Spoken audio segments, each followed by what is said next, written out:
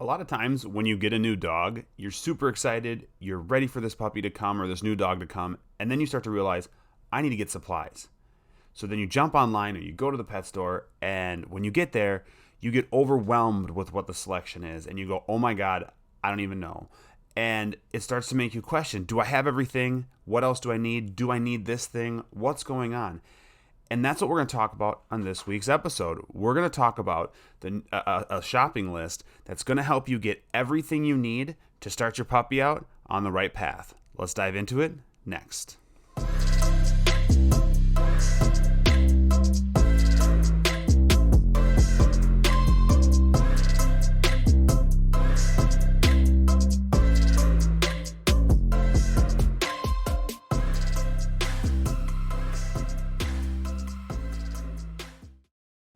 All right, welcome to this week's episode of the Learn, Laugh, Bark podcast. I am your host, Jake from OnDogTrainingAcademy.com.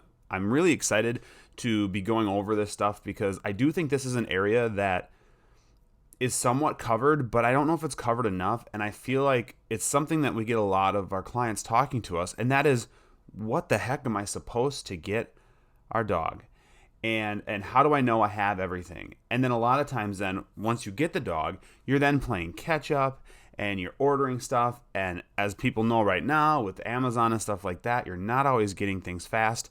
And then if you go to a store, half the time they're sold out of whatever it is you need because, while it's probably a pretty important thing, it's a staple. So a lot of people are ordering it. And especially right now because a lot of people are getting new dogs. We're getting close to spring.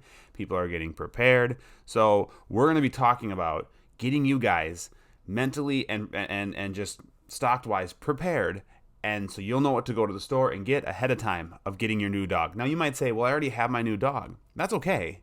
You can definitely play catch up with this, but it's always good. Hopefully you're watching this, and this, if you just got your dog or you're thinking about getting a dog, whatever, this is going to help you guys out for sure. And I also encourage you guys to stick to the end of this week's podcast. I do have a special surprise for you guys. That's going to be super helpful, I believe, as well. So make sure you stick to the end for that. Also, I just want to say thank you to everyone who's listening to us on our podcast. Whatever platform it is you're supporting us on, we greatly appreciate it. And then, of course, on YouTube, if you're watching this on there, thank you guys. I know you can see me. I'll give you a little wave. Thank you guys for again, supporting us. This is awesome. We are really thankful for the feedback and everything we're getting.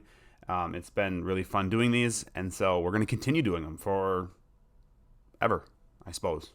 Foreseeable future, at least.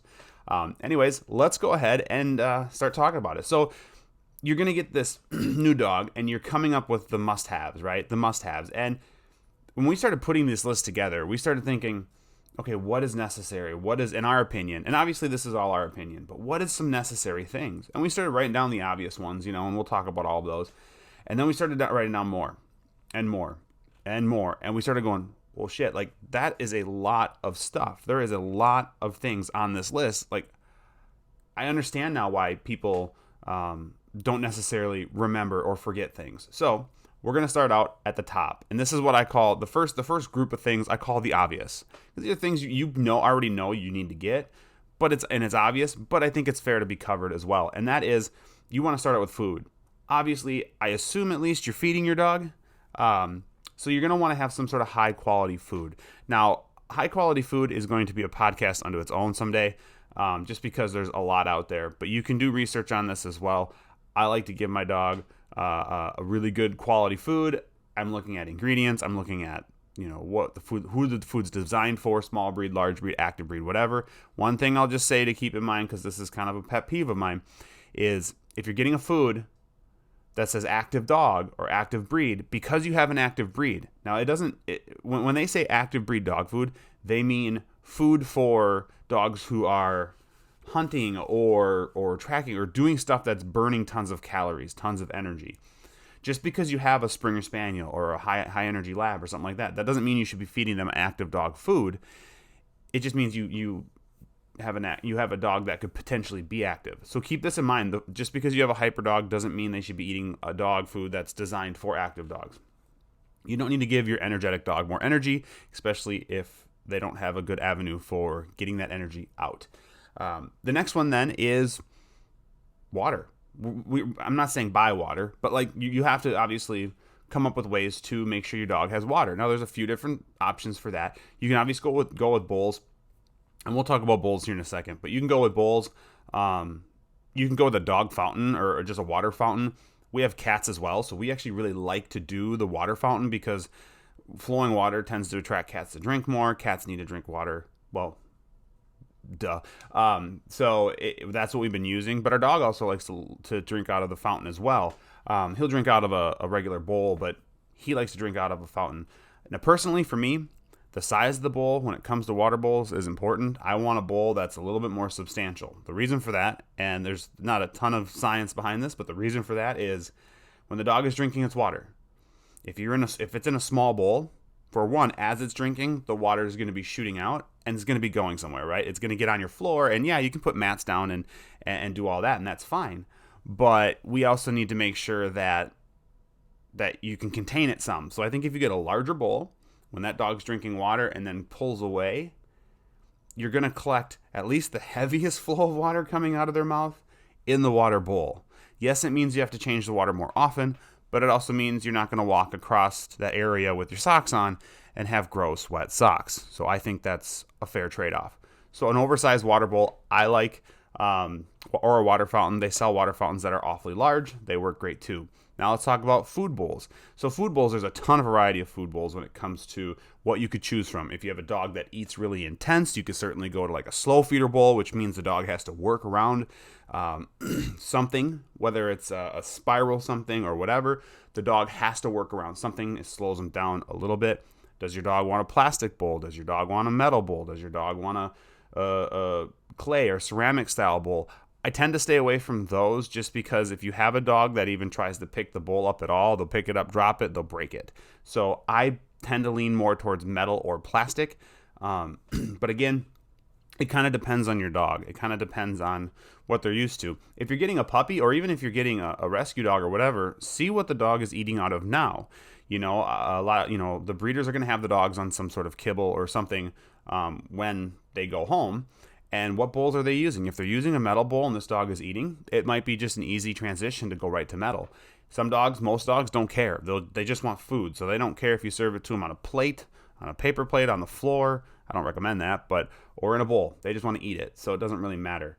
But there's a lot to consider there. Like I said, slow feeder. Do you want to go larger bowl? If you're going to put a bunch of food in a bowl, I like to go with a little bit of a bigger bowl, just because if you fill a bowl up to the absolute top and max it out, again, it spills out everywhere and it's just kind of a mess and whatever. So that's the obvious stuff. Now let's get into what I call the yummies. And this is treats, things like that.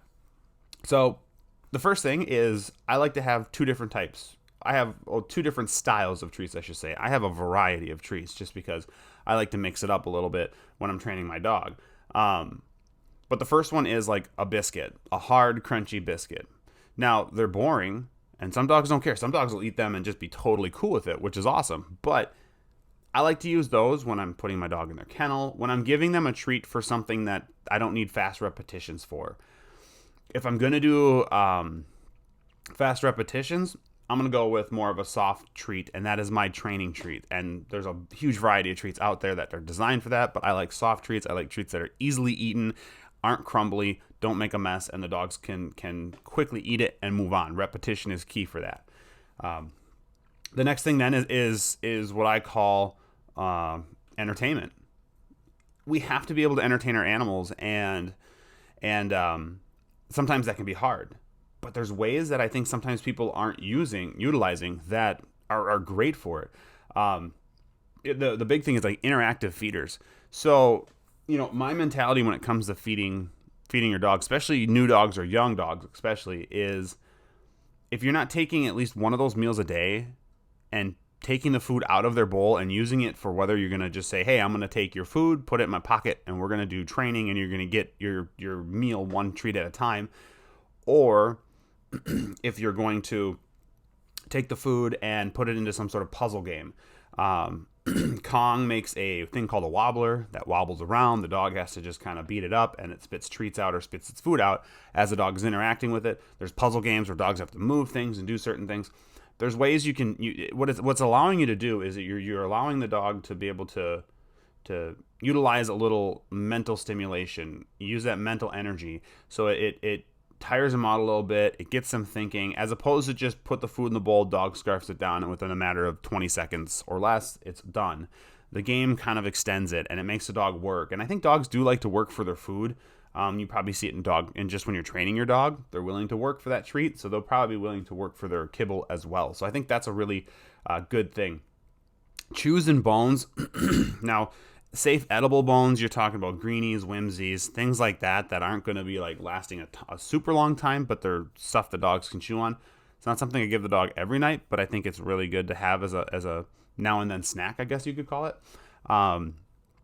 And I don't like to use, like, when it comes to edible chews, I don't like to use rawhides, anything like that, just because they tend to obstruct in the dog's stomach if they eat too big of chunks. I'm fine with bully sticks. Those are fine. Just we have to watch them and make sure that they don't, when they get really small, we're swapping away and replacing it, throwing that one in the garbage. So edible bones, edible treats, those are really, or edible chews, I should say, are really good.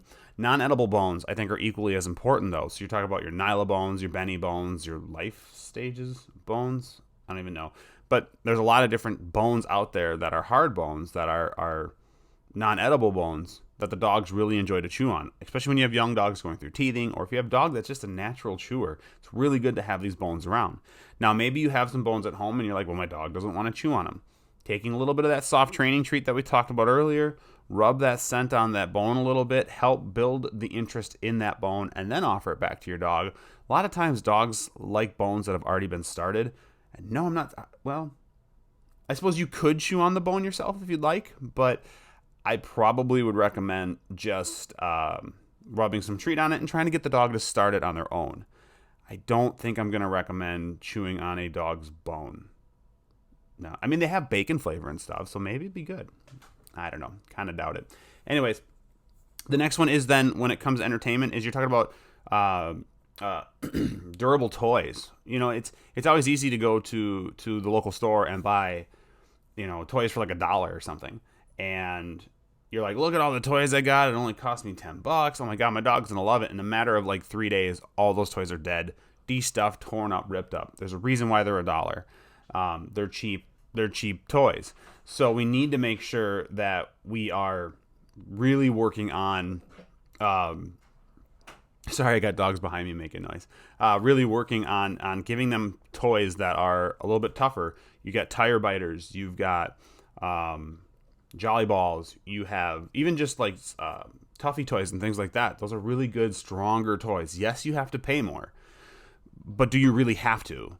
You know, it's like, yeah, you're gonna buy one toy that's gonna cost 10 or 20 toys, but it'll probably last way longer than those toys. We have toys here that are 7, 8 years old, and we have dogs playing with them all the time. So you want to make sure you're having those reliable, I think, quality, durable toys. The next one then we'll talk about is containment, because when you get this new dog, you're gonna want to contain it, right? You're not gonna just let it run loose in your house. You're setting yourself up for trouble. You're setting yourself for potty training issues, destructive behavior, and if these things get practiced, these things can easily become habits. So we need to make sure that we're keeping them contained. So we're talking about exercise pens, just having a pen that pops up that you can put your dog into, and you can still hang out with them, but it's minimizing where they're allowed to go. Baby gates, crates, travel crates. So if you're traveling with your dog, get something so that you can travel with them. If your goal, and this is a tip for puppies especially, if your goal is to travel a lot with your dog and you're like, well, I'm going to buy a harness and buckle my dog in, that's a great idea, but I try to hold off on doing that until the dog's older, because most of the time puppies will chew on that harness or that strap and could potentially break it or just make it not safe. The point of it is if you get in an accident, it stops them. And if it's chewed on and frayed and weak, there's potential it'll fail, and that's not the point of this. So I prefer, especially when they're younger, crates. We crate all the time in our vehicles, 100%. Like if I'm going somewhere, my dog loads with me, he's going into his kennel. No questions asked. I don't even do the harness thing with him. Kennel's the safest thing. But yeah, so crates, travel crates, all those different things. The next one then is kind of fell into a category on its own. I just call it comfy stuff. You know, the dog has to be comfortable. Now, maybe the dog can't have something in their kennel. That I totally understand. If the dog is destructive, fine. If the dog de-stuffs dog beds. So you go out and you spend a bunch of money on a dog bed, and then the dog tears it up in its kennel. Well, we're not going to do that again. I like to go with more for the kennels. I go with like the polyfill-less beds, so your fleece blankets, some sort of, you could do moving blankets. Those are really good, heavy, hardy blankets that'll give padding for the dog, but not as much joy in trying to rip it up. But some dogs just don't want it in there, and if the dog doesn't want it or hasn't earned it, they don't get it. But dog beds, it's always nice to have dog beds out in your house, laying around certain places. So finding something that's really good. Now this, again, I talk about quality, and you should definitely go. You can get memory foam dog beds, all this different stuff. Go with what you can get.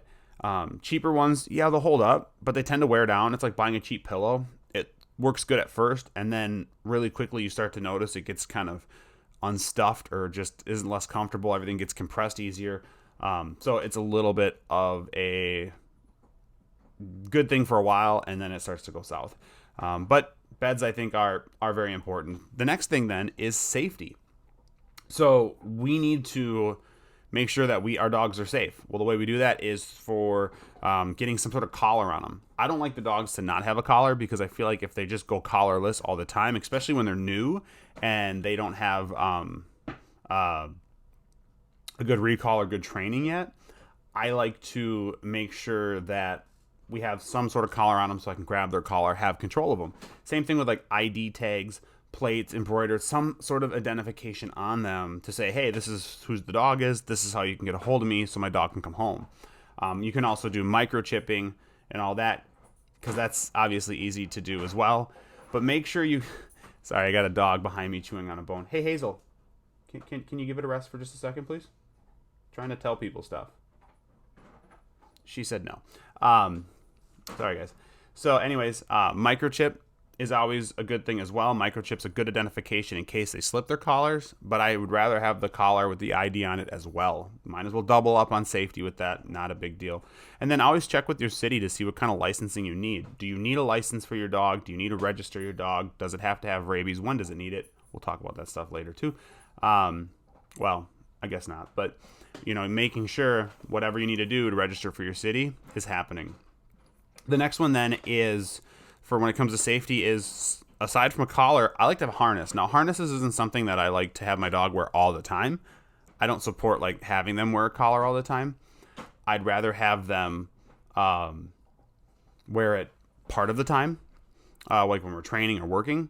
But I think a harness, some sort of either regular harness, no pull harness, is really good.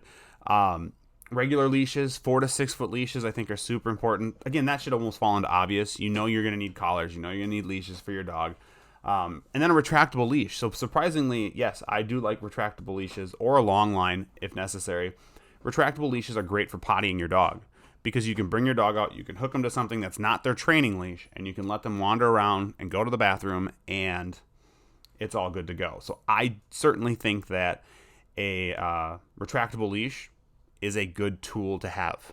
So don't be afraid of them. Don't go, well, my trainer said they were bad. Well, I'm telling you guys, and you can believe your trainer over me, it's fine. Retractable leashes are terrible for training. When it comes to like heeling, sits down, taking your dog to a class, don't bring them in on a retractable leash. But when it comes to exercising your dog, pottying your dog, working on recalls with your dog, a lot of different things like that, they're fine. They work great. They're a great tool. The next group is what I call the Yuck Stuff. So the Yuck Stuff is the necessities that we don't really want to have as a necessity. Well, I don't say we don't want to have to, but it's just the gross stuff. First one is poop bags. Because guess what, guys? Your dogs are going to poop, and they're going to poop in somewhere that's going to need to be picked up. And they're going to poop in public. And so you're going to want to have bags with you. When I take my dog anywhere, they have bags with them. And it's just, or I have bags with me. And it's important. We just clean up after the dog, and we're good to go. So make sure you have poop bags with you. Now for the house, a pooper scooper. A scoop is really easy. You walk around, you clean up your dog's mess. It's wintertime right now. So I don't know when you're watching this, but it's wintertime for us right now. And I've been really adamant picking up poop outside. I use a scoop, I get it done. Because if you don't pick up that poop and you just let it go, springtime is an absolute beast. And it's disgusting. And It's just disgusting. I think that's the best way to put it. So I like to make sure I got a poop scoop ready to go, and I can clean up after my dog as often as I can, as often as we can get outside, whatever, but it's good to have. Poop scoops, I could go into detail into which ones I prefer, but what I prefer compared to what my wife prefers, they're totally opposite. So figure out which one that you like, is comfortable to you, get something so you can pick up your dog's mess. Duh. The next one then is stain removers. So stain removers, again, if you're getting a puppy and you're like, well, my dog's going to be potty trained right away, you're fooling yourself. You're bound to have an accident or 2 or 6 or 12 or more in your house. So having some sort of stain remover. We have a little mini vacuum cleaner or not vacuum, but a little spot bot it's called. So if a dog has a mess, we clean up the mess. We get it as good as we can, and then we put the spot bot over the top of the accident, and it just sits there, and it like has a brush in there, and it does its own little work. You just push a button, and then it sucks it all up, dries it all, whatever, and then it's clean. Stuff like that I think is critical, because if you're letting your dog have a bunch of accidents, one thing we want to try and get away from is leaving any sort of odor residue in the carpet or at that area, because that's going to potentially entice the dog to want to go to the bathroom there again later. So I try to make sure it's cleaned, scent-free as much as we can. I think it's super important. Last one for this category is carpet protection. So with carpet protection, I think when we say carpet protection, I actually mean pee pads. Now you might go, oh my gosh, he trains with pee pads. I don't. The reason that I use pee pads is for we do exercise pen training with our puppies right away when they come. And what we tend to do then is we have it in our living room, and there's carpet. And instead of just having the dog have the exercise pen around him and then carpet right there where the dog could easily have an accident, and then that's a mess, we line it with pee pads. We then lay a blanket over the top of it, just a cheap one we got from like a thrift store or something. Lay that over the top, and then we put their kennel treats or kennel bones, toys, all that other stuff in there. And what's nice is if the dog has an accident, all I got to do is lift that blanket up, pull that pee pad out, get rid of that pee pad, and maybe replace the blanket. But the carpet stays clean and nice and new because of the pee pad's absorbing abilities. And so I think it's a really good tip. Now make sure you get scentless ones. I don't want one that's going to entice the dog to go to the bathroom. Just get plain old normal pee pads. They're cheap. You can get them. I don't teach my dogs to go to the bathroom on them because I don't think that's valuable, at least for most situations. But that's up to you guys. The next one is grooming. So I'm not going to sit on grooming for too long, but like making sure you have whatever breed you have. Again, these could all be like almost separate episodes unto themselves. Whatever brush you need for the breed you have, make sure you get those brushes. Make sure if it's a brush or if the dog has an undercoat that needs to be treated with brushing, that you have a comb or brush that's going to get there. Nail clippers, whatever you decide to do with that, Dremels, clippers, whatever. Shampoo, ear cleaner, toothbrush, toothpaste. Yes, you do have to brush your dog's teeth. I know when I talk to my clients, a lot of times they're like, really? Brush your dog's teeth? Yeah, even if you're giving them bones to chew on and stuff like that, it's really good to brush their teeth because it helps, just like with anything else. Not only does it allow you to look in their mouth to see what's going on, but it keeps their teeth clean, and it means you don't have to go to the vet to have those oral cleanings as often with your dog, and that saves you money. And it saves putting your dog under, which is always something I'm always uncomfortable with. I'll do it, but I don't know. I get a little nervous with it. And then the last group here is just the preventative/emergency stuff. So you want to make sure, depending on what climate you're in, but basically any climate, have your flea and tick preventative, have your heartworm preventatives. Make sure that you're giving them the good stuff. Now, I'm not going to get into what brands I recommend, whatever. I would talk to your vet with that and try to make sure or see what they use, see what they recommend, and go from there. And then having some sort of first aid kit. That first aid kit, I think, is super, super important. That's going to have some stuff suitable for your dog. Peroxide,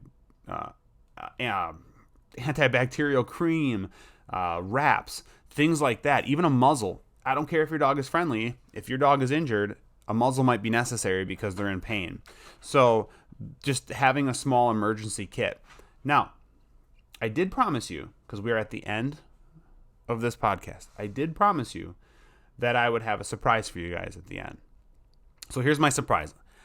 I am going to be giving everybody who wants it, the list that I just went over, because it's so much to remember. If you're sitting here taking notes, throw that piece of paper away. I got you covered. All you're going to do is go into the description below on this episode. You're going to see the new dog shopping list.